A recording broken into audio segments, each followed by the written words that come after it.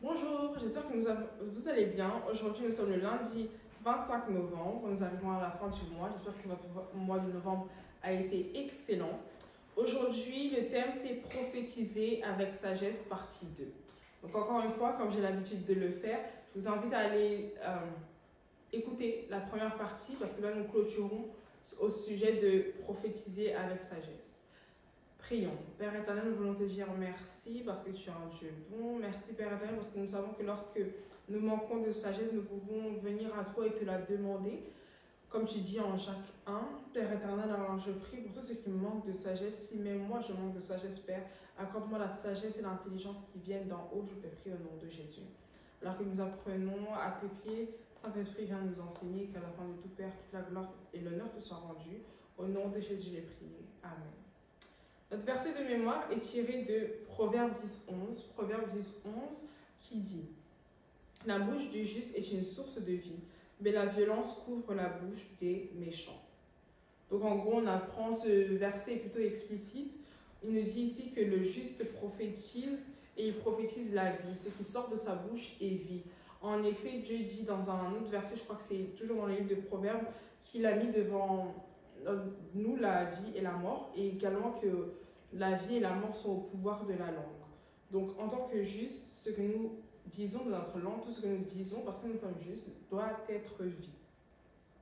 Contrairement aux méchants qui, eux, tout ce qu'ils disent c'est violence et choses mauvaises.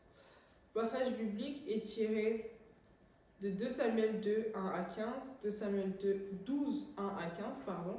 Je vous invite à l'ouvrir en même temps que moi parce que c'est un long passage. 2 Samuel 12, 1 à 15. L'Éternel envoya Nathan vers David. Il vint donc le trouver et lui dit, « Il y avait dans une ville 2 hommes, l'un riche et l'autre pauvre. Le riche avait des brebis et des bœufs en très grand nombre.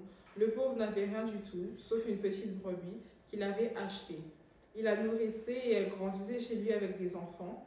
Elle mangeait de son pain, buvait dans sa coupe et dormait contre lui. Il la considérait comme sa fille. Un voyageur est arrivé chez l'homme riche, mais le riche n'a pas voulu toucher à sa brebis ou ses bœufs pour préparer un repas au voyageur venu chez lui. Il a pris la brebis du pauvre et l'a préparée pour l'homme qui était venu chez lui. La colère de David s'enflamma violemment pour cet homme et il dit à Nathan, « L'Éternel est vivant. L'homme qui a fait cela mérite la mort.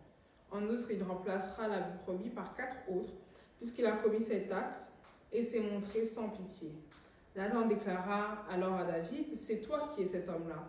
Voici ce que dit l'Éternel, le Dieu d'Israël. Je t'ai désigné par onction comme roi sur Israël et je t'ai délivré de Saül. Je t'ai donné la famille de ton maître, j'ai mis ses femmes contre ta poitrine et je t'ai donné la communauté d'Israël et de Juda. Si cela avait été trop peu, j'y aurais encore ajouté. Pourquoi as-tu méprisé la parole de l'Éternel en faisant ce qui est mal à mes yeux? Tu as tué par l'épée Uri le Hittite, tu as pris sa femme pour faire d'elle ta femme, et lui, tu l'as tué sous les coups d'épée des Ammonites. Désormais, puisque tu m'as méprisé et que tu as pris la femme d'Uri le Hittite pour faire d'elle ta femme, l'épée ne s'éloignera plus de ton foyer. Voici ce que dit l'Éternel, je vais faire sortir de ta propre famille le malheur contre toi, et je vais prendre sous tes yeux tes propres femmes pour les donner à un autre qui couchera au grand jour avec elles.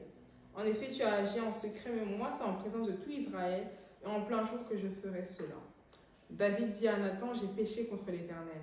Nathan lui répondit, l'Éternel pardonne ton péché, tu ne mourras pas. Cependant, parce que tu as fait blasphémer les ennemis de l'Éternel, en commettant cet acte, le fils qui t'est né mourra. Nathan retourna chez lui, l'Éternel frappa l'enfant que la femme d'Uri avait donné à David, et il fut gravement malade. Ce que j'apprends de ce passage, moi, que je trouve très intéressant personnellement, c'est qu'on ne sait pas de quoi on est capable tant qu'on n'est pas dans une certaine situation.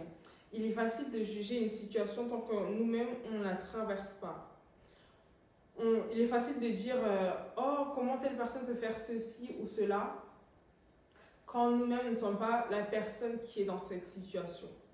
Mais si on en revient au passage du jour qui est prophétisé avec sagesse, lorsque Nathan raconta cette histoire à David de l'homme qui a préféré prendre l'animal du pauvre plutôt que lui, plutôt que ses animaux à lui, alors qu'il en avait en abondance pour offrir un repas à l'invité qu'il avait chez lui. Je parle de l'homme riche. Il a dit oui, comment cet homme peut faire cela? Cet homme mérite la mort, cet homme mérite de remplacer l'animal, je crois que c'était une brebis qu'il a pris par 4 autres, ne sachant pas que tout ce qu'il disait là, c'était à son propre sujet, parce qu'en effet, Nathan lui racontait l'histoire de ce que David avait fait lui-même, bien qu'en utilisant une parabole. Donc il n'a pas explicitement dit ce que David avait fait, mais il a utilisé une parabole pour lui dire ce qu'il avait fait. Mais David ne s'est pas reconnu parce que Nathan a utilisé une parabole, plutôt que de lui dire explicitement. Et donc David a prophétisé littéralement la mort à cet homme, ne sachant pas qu'il s'agissait de lui. Donc nous devons faire attention déjà, à ne pas juger une situation si nous ne sommes pas dans cette situation-là. Et nous devons également faire attention à ce que nous disons de notre propre bouche. Comme je l'ai dit plus tôt, que Dieu nous aide au nom de Jésus. Comme je l'ai dit plus tôt, aujourd'hui on conclut ce thème, prophétiser avec sagesse. Dans la lecture biblique, Dieu a envoyé Nathan annoncer au roi David un châtiment. Comme Nathan il était sage, comme je l'ai dit dans mon explication, Nathan savait que la façon dont il allait communiquer le message de Dieu déterminerait s'il quitterait le palais de David, parce qu'il était roi à cette époque, vivant ou mort. Donc par conséquent, il a commencé le message par une parabole. Et quand le roi lui-même a prononcé un jugement basé sur sa parabole, il a dit « Cet homme, c'est vous, monsieur ». Et il y a une leçon puissante que nous devons tirer ici, c'est que quand Dieu nous donne un message pour une autre personne, pour que nous puissions délivrer ce message à quelqu'un, nous devons faire attention à la façon dont nous délivrons le message. Parfois, ce n'est pas seulement les mots, mais c'est la façon dont on amène ces mots qui ont de l'importance. Si Dieu nous dit quelque chose au sujet de quelqu'un, nous devons, plutôt que de courir vers cette personne, nous devons demander à Dieu la sagesse pour que cette personne reçoive le message de Dieu plutôt que de se braquer ou plutôt que de finir dans une situation pire ou plutôt que de finir en froid avec nous qui sommes le messager. Nous devons demander la sagesse à Dieu parce que si lui nous a donné le message, il peut aussi nous donner le meilleur moyen de délivrer ce message. Notre Père dans le Seigneur a vu des gens qui utilisent le don de prophétie pour détruire des familles. Si Dieu nous dit quelque chose à propos de quelqu'un et que nous devons le dire à la personne, après avoir demandé à Dieu la sagesse sur le moyen de transmettre le message, nous devons aussi conseiller la personne sur le moyen d'utiliser l'information que cette personne a. Donc plusieurs étapes lorsque Dieu nous donne un message. 1. Demander à Dieu la sagesse pour délivrer ce message de la meilleure façon. 2. Délivrer le message. Ensuite, la troisième étape ici qu'on nous apprend, c'est de conseiller la personne sur le moyen sur quoi faire avec ce message tout simplement.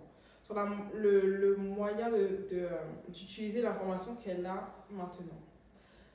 Pourquoi il est important de faire cela? C'est parce que la personne n'a peut-être pas le même niveau de sagesse et de compréhension que nous. Donc si cette personne manque de compréhension, n'est pas assez mature pour traiter le message de manière appropriée, le diable peut en profiter pour l'amener dans une situation plus pire. Et je prie que ceci n'arrivera à aucun d'entre nous, au nom de Jésus. Si vous savez que la personne ne peut pas utiliser la prophétie correctement et que Dieu ne vous oblige pas à révéler le message, on peut aussi décider, dans la sagesse que Dieu nous donne, d'approcher la personne avec des conseils généraux et des orientations concernant le problème. De cette façon, on l'aide sans lui causer d'ennui. Donc, bien aimé, le don de prophétie est pour le perfectionnement des saints.